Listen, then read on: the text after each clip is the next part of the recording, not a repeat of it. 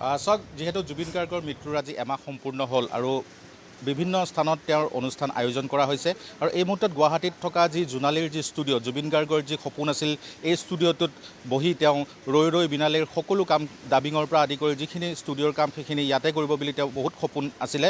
যি নহওক আজি সেই ষ্টুডিঅ'টোত আমি উপস্থিত আছোঁ আৰু ইতিমধ্যে তেওঁৰ পত্নী পিতৃ আৰু পৰিয়ালৰ লোকসকল ইয়াত আহিছে আৰু এমহীয়া যি নীতি নিয়ম সেই নীতি নিয়মখিনি ইয়াত কৰা পৰিলক্ষিত হৈছে। এই মুহূৰ্তত মোক সতীৰ্থ প্ৰদীপ দাই আপোনালোকক প্ৰদীপ দাসে দেখুৱাবলৈ চেষ্টা কৰিব যে এইটোৱে হৈছে জুবিন গাৰ্গৰ জোনালীত থকা যি ষ্টুডিঅ' আৰু এই ষ্টুডিঅ'ৰ পৰাই তেওঁ বহুকেইটা গীত তেওঁ মানিবদ্ধ কৰিছিলে, ৰেকৰ্ডিং ইয়াত হৈছিলে আৰু এই মুহূৰ্তত আমি আপোনালোকক যদি দেখুৱাওঁ তেনেহ'লে আপোনালোকে দেখিবলৈ পাব যে এইদৰেই এতিয়া জুবিন গাৰ্গক শ্ৰদ্ধাঞ্জলি জনোৱা হৈছে আৰু ইয়াত যিখিনি তেওঁলোকৰ নীতি নিয়ম সেই নীতি নিয়মখিনি ইয়াত কৰা হৈছে।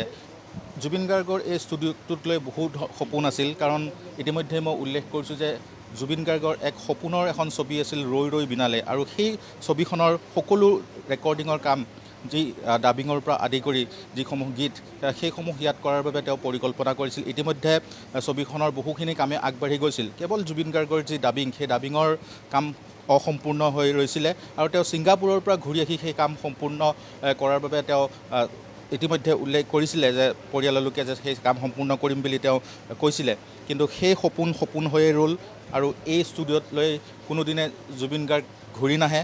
কিন্তু জুবিন গাৰ্গৰ যিসমূহ সৃষ্টি সেই সৃষ্টিসমূহ কিন্তু থাকি যাব, কাৰণ জুবিন গাৰ্গে অসমবাসীক যি ধৰণে দি গ'ল, অসমবাসীৰ বাবে যি ধৰণে কৰি গ'ল বা অসমৰ সাংস্কৃতিক ক্ষেত্ৰখনৰ বাবে যি অৱদান আগবঢ়াই গ'ল সেয়া কোনেও নুই কৰিব নোৱাৰে। এই মুহূৰ্তত মই দেখুৱাইছোঁ আপোনালোকক দেখুৱাম এখন চকী, যিখন চকীত বহিয়ে জুবিন গাৰ্গ বহু সময় ইয়াত সময় অতিবাহিত কৰিছিল, কাৰণ জুবিন গাৰ্গে সেউজীয়া ভাল পাইছিল আৰু এই ষ্টুডিঅ'টোৰ সমগ্ৰ পৰিৱেশটো যদি চাই তেনেহ'লে দেখিব ইয়াত গছ গছনি ফল মূলৰ পৰা আদি কৰি যিসমূহ ফুলৰ গছ বা যিসমূহ গছ ৰোপণ কৰিব লাগে সেইসমূহ ৰোপণ কৰা হৈছিল আৰু সম্পূৰ্ণ এক প্ৰাকৃতিক পৰিৱেশৰ মাজত থাকি তেওঁ ভাল পাইছিল। সেয়েহে ষ্টুডিঅ'টোৰ চৌপাশো সেই প্ৰাকৃতিক পৰিৱেশ এটা তেওঁ গঢ়ি লৈছিল, কাৰণ এই ষ্টুডিঅ'ত থাকিলেও যাতে প্ৰকৃতিৰ পৰা যেন তেওঁ বিচ্ছিন্ন হ'ব নোৱাৰে, প্ৰকৃতিৰ সৈতে যেন তেওঁ থাকে আৰু প্ৰকৃতিৰ সৈতে যেন সময় অতিবাহিত কৰিব পাৰে, সেইবাবে তেওঁ এনেধৰণে ষ্টুডিঅ'টো তেওঁ সজাই লৈছিল।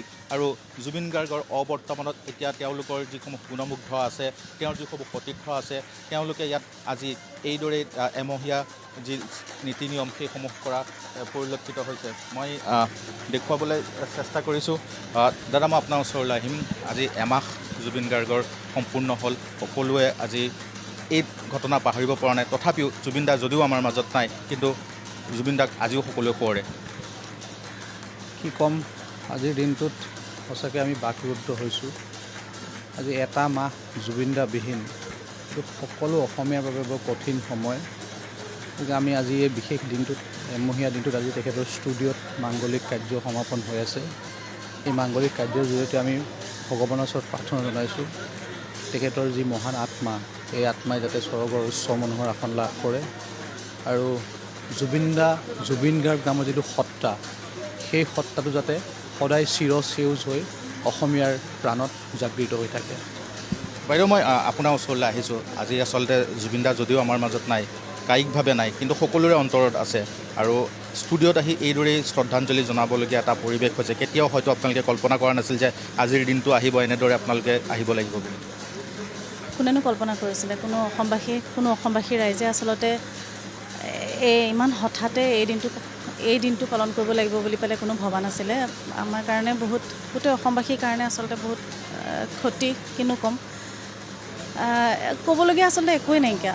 জুবিন দা কি আচলতে গোটেই সমগ্ৰ বিশ্ব এতিয়া গম পাই গৈছে। তেখেত হোৱাটো আমাৰ কাৰণে সপোনৰো অগোচৰ আৰু তেখেত নোহোৱাকৈ আজি এতিয়া একমাহ পাৰ হৈ গ'ল। সেয়াও নভবাকৈ আচলতে এদিন দুদিনকৈ একমাহ পাৰ হৈ গ'ল। সেয়া সেই মানে টোপনি নোহোৱা অৱস্থা এটা লৈ যে একমাহ অসমবাসীয়ে পাৰ কৰিলে, সেইটো সেই ভাবিব নলগা কথা এটাও মানে।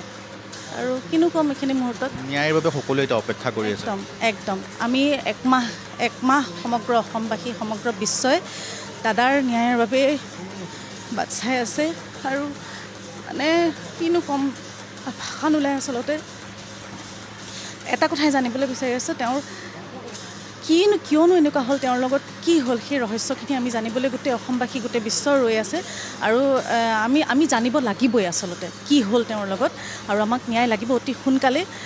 ইতিমধ্যে বহুত দেৰি হৈ গৈছে। এইজন মানুহৰ কাৰণে আমি প্ৰত্যেকজন অসমীয়াই, প্ৰত্যেকজন মানুহেই, অসমবাসীয়েই তেওঁৰ কাৰণে ন্যায় লাগে কৈ থকাটোৱে আমাৰ কাৰণে দুৰ্ভাগ্যজনক।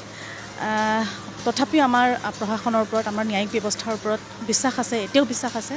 আমাক ন্যায় লাগে, আমাক ন্যায় লাগিবই, এয়া আমাৰ দাবী। নিশ্চয়কৈ যিসকল গুণমুগ্ধ আছে বা সমগ্ৰ অসমবাসীয়ে এতিয়া জুবিন গাৰ্গৰ ন্যায় অপেক্ষা সকলোৱে বাট চাইছে। কাৰণ জুবিন গাৰ্গৰ কিদৰে মৃত্যু হ'ল, কি পৰিস্থিতিত হ'ল, কেনেকৈ হ'ল, ইয়াৰ আঁৰত কি, এই সকলোবোৰ কথা অসমবাসীয়ে জানিব বিচাৰিছে। কাৰণ এইদৰে অসমৰ সম্পদ এটা নোহোৱা হৈ যোৱাটো